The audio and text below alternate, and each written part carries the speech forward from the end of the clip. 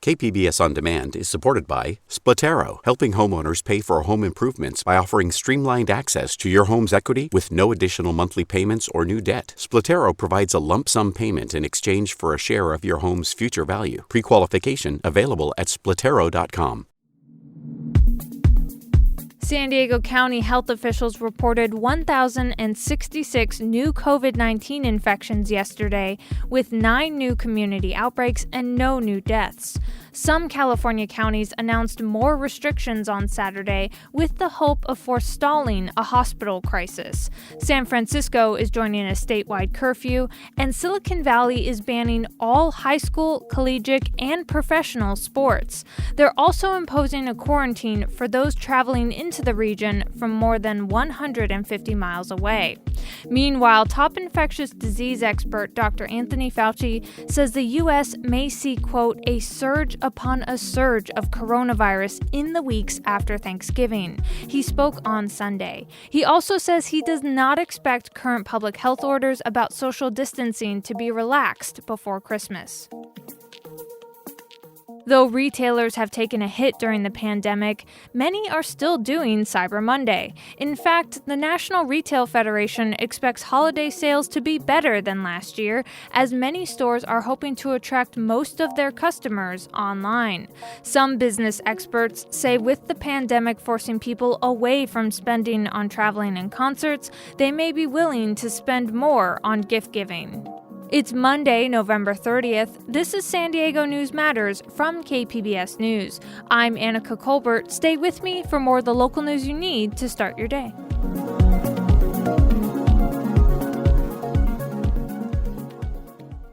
KPBS On Demand is supported by UC San Diego's Art Power, presenting cellist Joshua Roman, performing from his album Immunity, alongside music by J.S. Bach and more, Sunday, June 22nd at UC San Diego's Epstein Family Amphitheater. Reserve your tickets at artpower.ucsd.edu.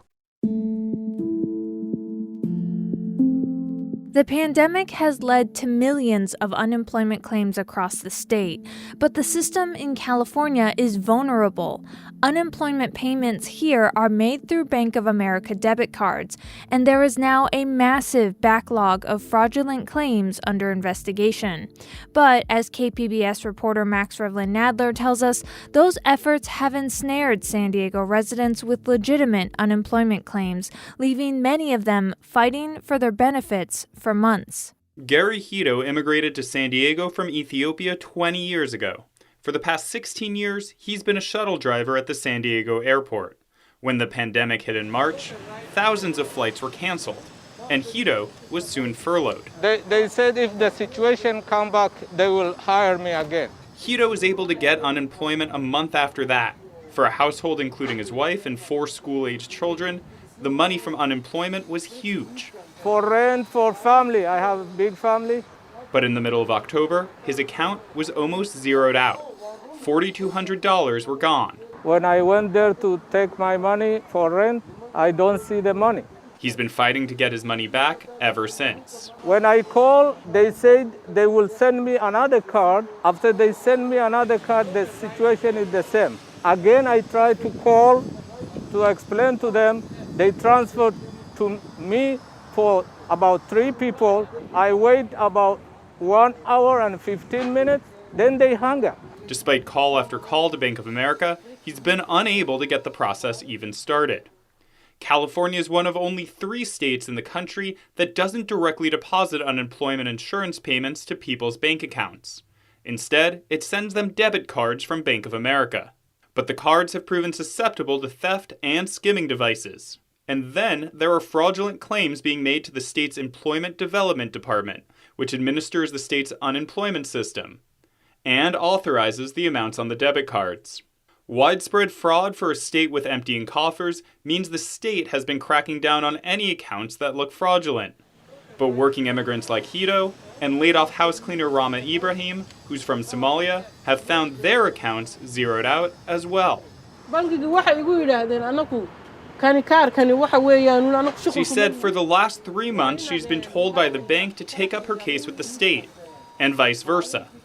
Navigating the various help numbers, as well as a major bank and an overwhelmed state bureaucracy, is difficult even for people with English as a first language. So Ibrahim and Hito depend on the work of the Somali Bantu Association of America.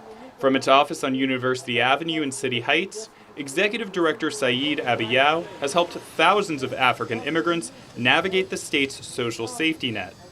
They don't speak any English. They were having difficulty connecting the resources that are available for them.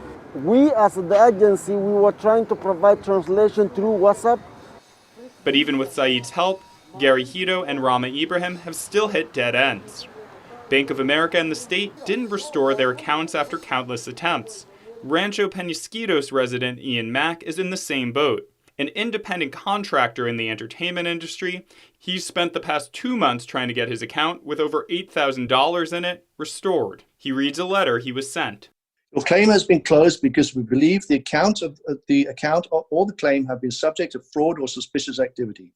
We're here to help. If you have any questions, please call us at 855. He even spent over 5 hours on hold one time. The people who have rent to pay, the people who have car payments to pay, as you say, the people who've got 4 or 5 kids and can't feed them, not every day can you go to a food bank and there's food there. And why should they have to do that through no fault of their own? In a statement, a Bank of America spokesperson told KPBS that it is working with law enforcement to crack down on fraudulent claims, and that anyone with a legitimate claim impacted by these efforts should contact them immediately. But for a lot of people just trying to keep a roof over their head this holiday season, that task can not only be daunting, but near impossible. That was KPBS's Max Rivlin Nadler. After KPBS contacted Bank of America about these claims, Ian Mack and Rama Ibrahim's funds were restored, and the bank says it began the process of working on Gary Hito's claim.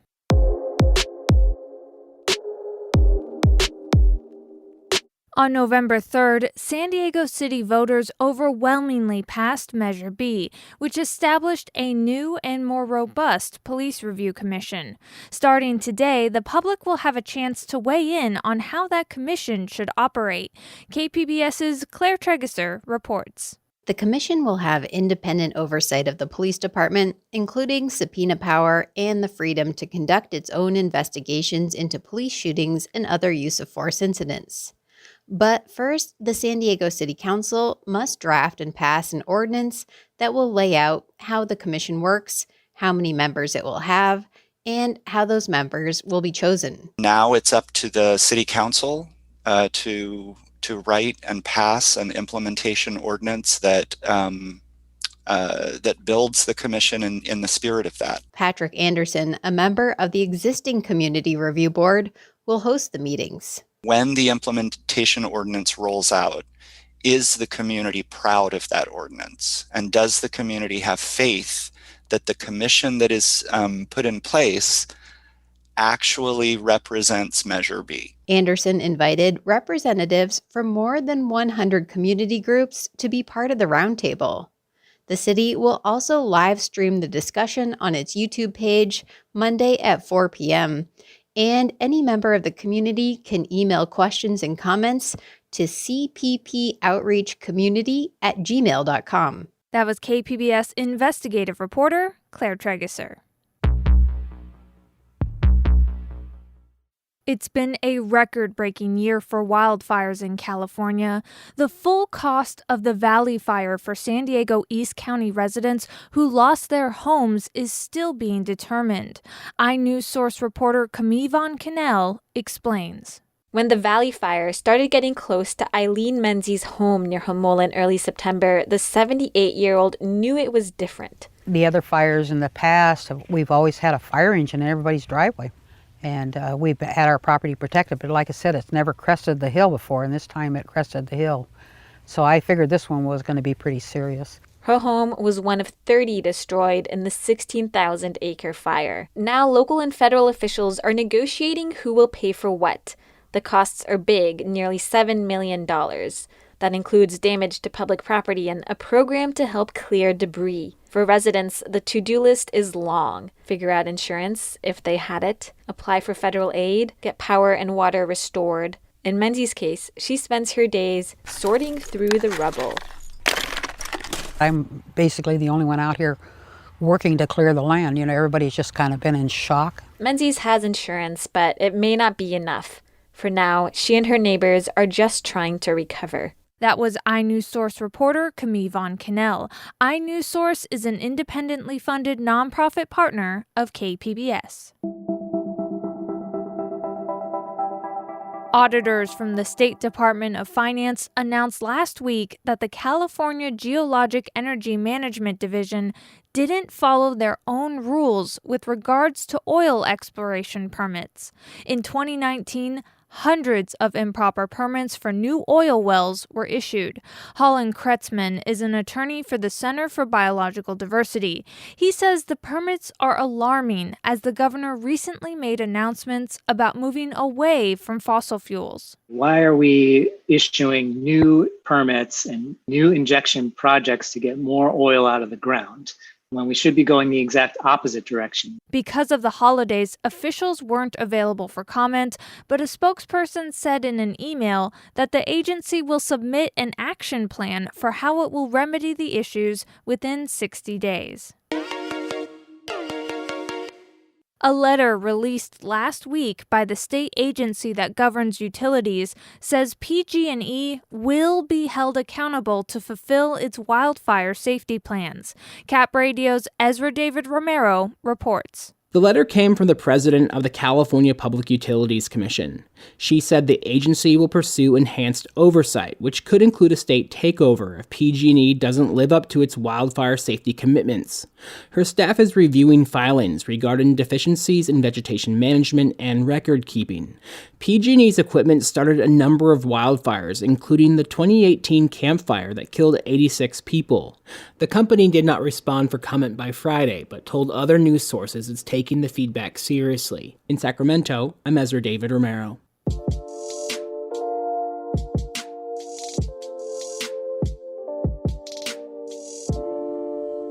Collective is the official Romanian entry for the Best Foreign Film Oscar. KPBS film critic Beth Accomando says it's rare for a documentary to be submitted in this category. But, she says, this is not your typical documentary. Collective begins with a fire that broke out in a Bucharest nightclub in 2015. But the fire that resulted in dozens of deaths is just the catalyst for a gripping documentary that plays out more like a thriller, or perhaps a Romanian All the President's Men. In the aftermath of the tragedy, a reporter discovers information exposing a seriously corrupt health system that was killing patients while rewarding many managers for turning a blind eye.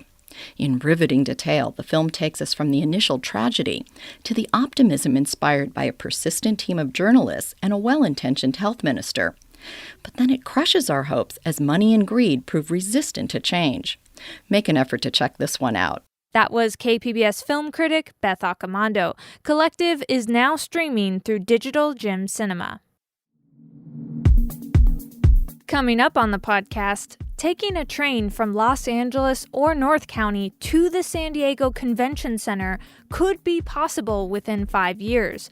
We'll have an interview from the head of transit in North County. That's next, just after this break.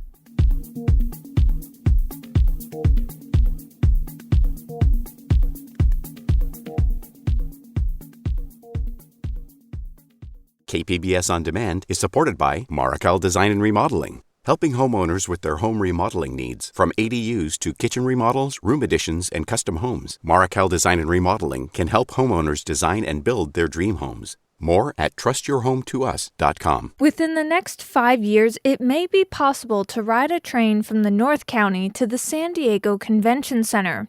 It's part of a new plan to extend the coaster beyond the current terminus at the Santa Fe Depot.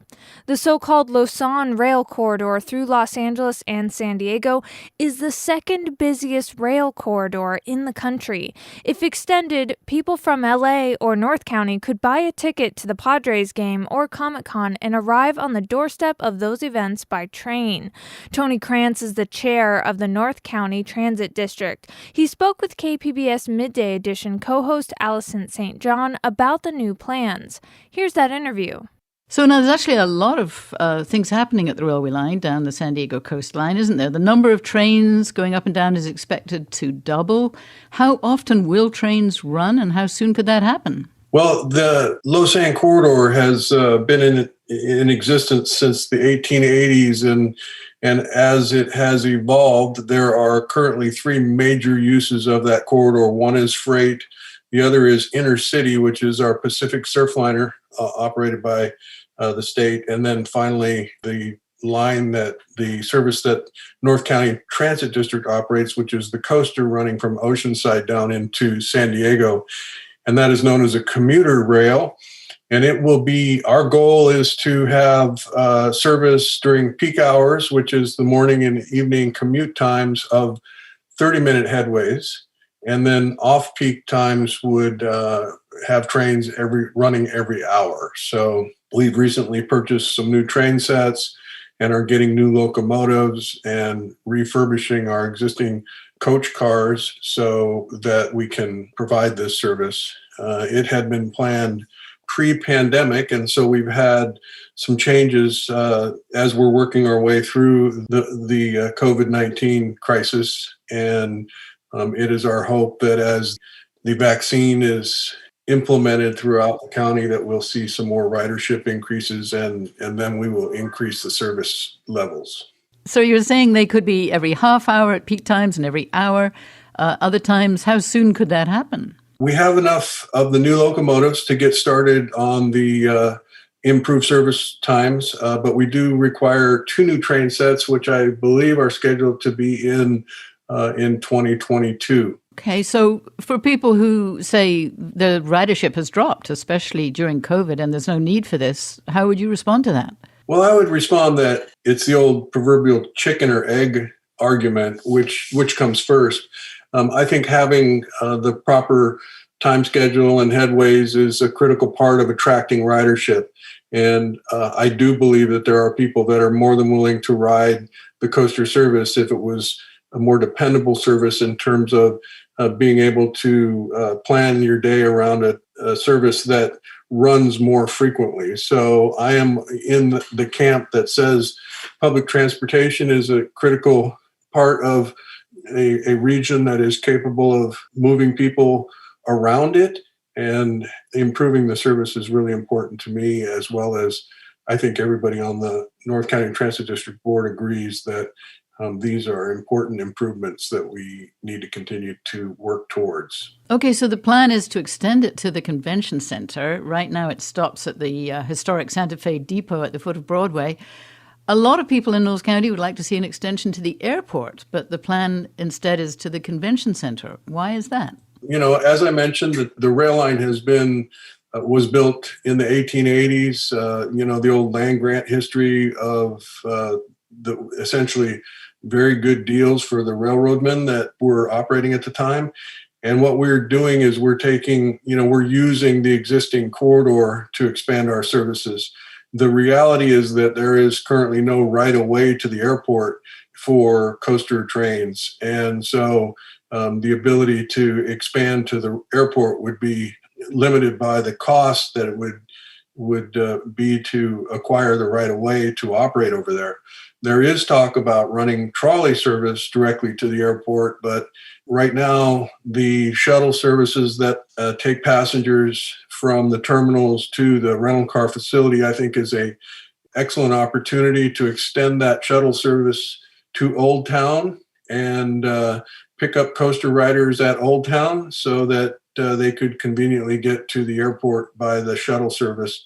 There is currently a MTS bus 992 that runs from the Santa Fe Depot over to the airport, and it is not a difficult ride. The challenge currently that we have with airport service by the coaster is that we don't have trains that run frequently enough, so it's really not very convenient to try and plan a trip to the airport by rail. Although that could change when the number of trains increase, of course. That is our goal, yes. So once we increase frequencies, we think there will be more people that will exercise the option to take public transit to the airport. And, they may use 992, but I think, again, that the possibility of extending the shuttle bus that serves the car rental facility would be even more attractive because it would allow people to get off the train at Old Town instead of continuing the ride, which is not a long ride. It's about 5 minutes further to go from Old Town to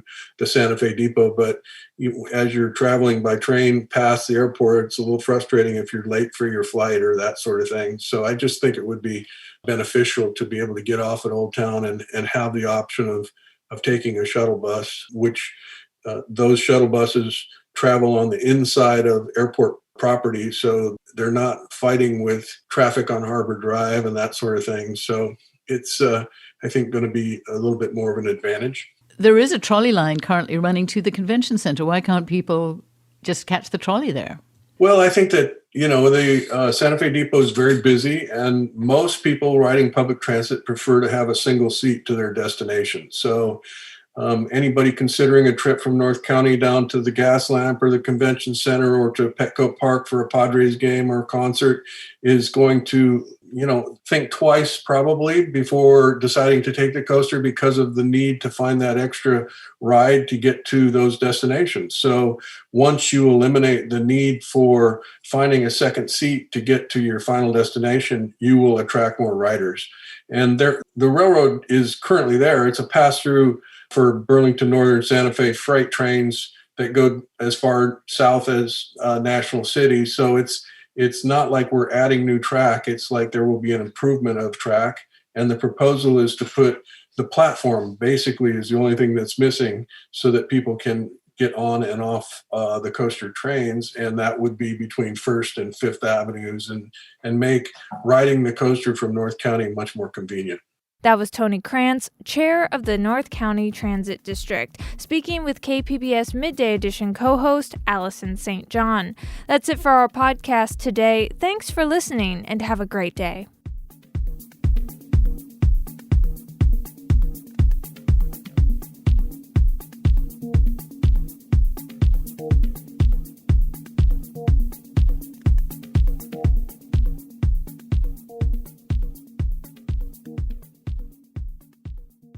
KPBS On Demand is supported by Paint Care, offering households and businesses in California more than 800 leftover paint drop-off sites for recycling. Quantities of 100-plus gallons of paint may qualify for a large volume pickup. Learn more at paintcare.org.